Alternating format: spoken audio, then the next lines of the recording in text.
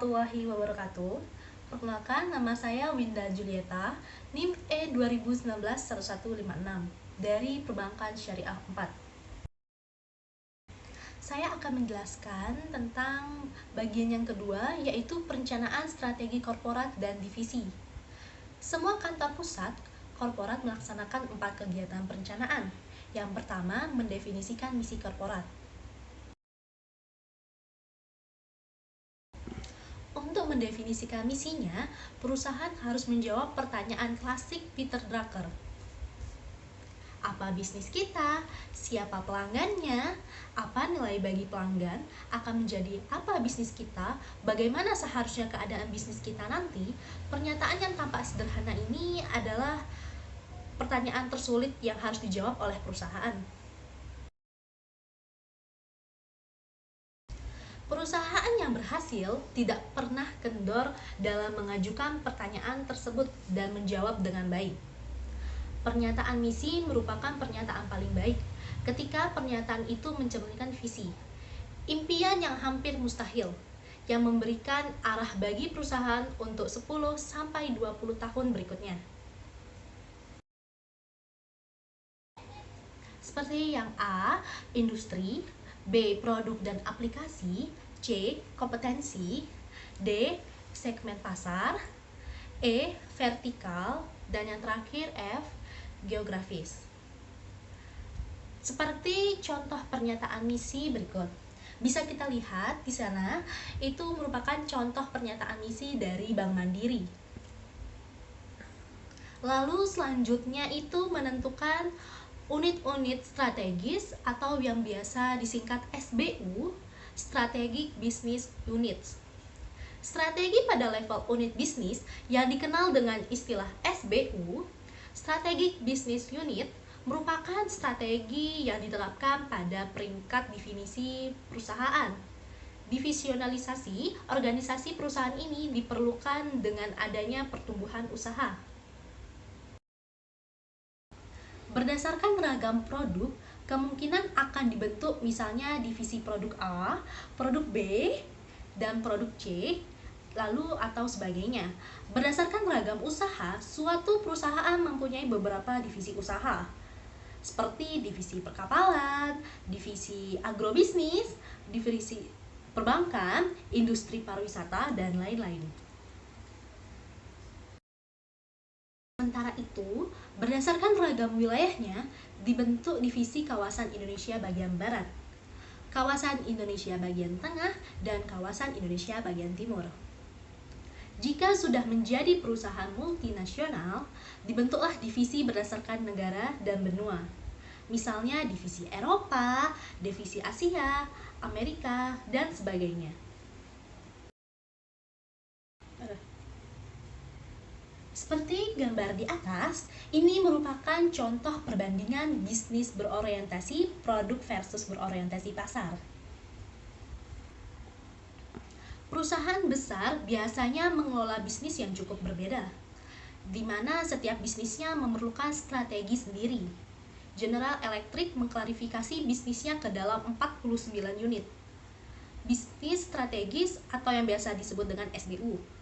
Satu SBU mempunyai 3 karakteristik. Yang pertama, SBU adalah satu bisnis tunggal atau kumpulan bisnis yang berhubungan. Yang pertama, SBU adalah salah satu bisnis tunggal atau kumpulan bisnis yang berhubungan direncanakan secara terpisah dari bagian perusahaan lainnya. Yang kedua, SBU mempunyai kelompok pesaingnya sendiri. Yang ketiga, SBU mempunyai manajer yang bertanggung jawab atas perencanaan strategis dan kinerja laba yang mengendalikan sebagian besar faktor yang mempengaruhi laba. Tujuan mengidentifikasi unit bisnis strategis perusahaan adalah mengembangkan strategi terpisah dan menentukan pendanaan yang tepat.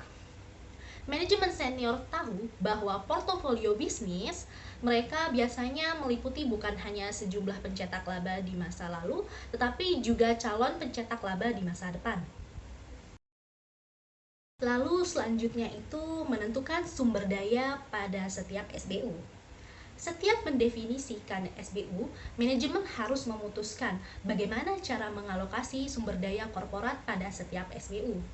Pada tahun 1970-an, terdapat beberapa model perencanaan portofolio yang diperkenalkan untuk memberikan sarana analitis bagi pengembalian keputusan investasi.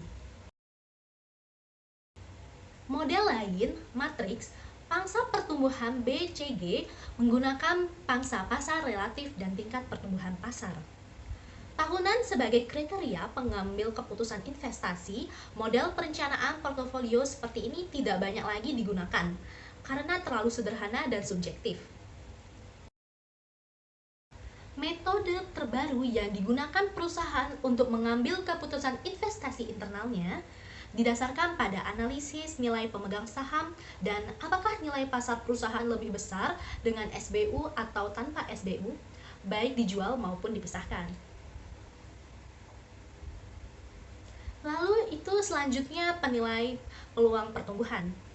Cara agar dapat mengisi kesenjangan perencanaan strategis, pertama adalah mengidentifikasi peluang, meningkatkan peluang untuk mencapai pertumbuhan lebih lanjut, peluang intensif. Kedua, mengidentifikasi peluang untuk membangun bisnis yang berhubungan dengan bisnis lama. Yang ketiga, yaitu mengidentifikasikan peluang penambah bisnis. Menarik yang tidak berhubungan dengan bisnis lama, peluang diversifikasi. Perubahan insentif, meningkatkan bisnis yang sudah ada, dilakukan dengan mengerahkan berbagai usaha yang insentif dengan syarat perusahaan dapat memperbaiki posisi kompetitifnya dengan produk yang sudah ada pada saat ini. Strategi insentif dibagi menjadi 3, yaitu yang pertama, pertumbuhan integratif. Pertumbuhan integratif ini adalah sebuah bisnis yang dapat meningkatkan penjualan melalui integrasinya ke belakang, ke depan, dan horizontal di dalam industrinya. Sebagai contoh, raksasa obat-obatan, merek tidak sekedar mengembangkan dan menjual obat yang etis dan memerlukan resep dokter. Selanjutnya, pertumbuhan diversifikasi. Pertumbuhan diversifikasi masuk akal ketika ada peluang baik di luar bisnis yang ada, industri yang sangat menarik, dan perusahaan yang mempunyai berbaur dengan kekuatan bisnis yang berhasil. Sebagai contoh, dari asalnya sebagai produser film animasi, Walt Disney beralih ke melisensikan karakter untuk barang-barang industri penyiaran dengan Disney Channel miliknya sendiri dan mengakuisisi ABC dan ESPN, serta mengembangkan taman tematik serta tempat liburan dan resort. Selanjutnya, yaitu organisasi dan budaya organisasi. Perencanaan strategis terjadi dalam konteks organisasi. Organisasi atau dalam bahasa Inggrisnya organization, perusahaan terdiri dari struktur, kebijakan, dan budaya korporatnya, yang semuanya dapat tidak berfungsi dalam lingkungan bisnis yang berubah dengan cepat. Manajer dapat mengubah struktur dan kebijakan meskipun sulit, namun budaya perusahaan sangat sulit dirubah. Budaya organisasi merupakan salah satu peluang untuk membangun sumber daya manusia melalui aspek perubahan sikap dan perilaku yang diharapkan mampu menyesuaikan diri dengan tantangan yang sedang berjalan dan yang akan datang. Inovasi pemasaran. Inovasi pemasaran ini adalah salah satu yang paling penting. Seperti 3 kelompok yang cenderung tidak ditampilkan dalam pembentukan strategi karyawan. Dengan perspektif muda, karyawan yang jauh dari kantor pusat perusahaan, dan karyawan baru dalam industri. Jump Associates sebagai perusahaan strategi inovatif menawarkan 5 strategi.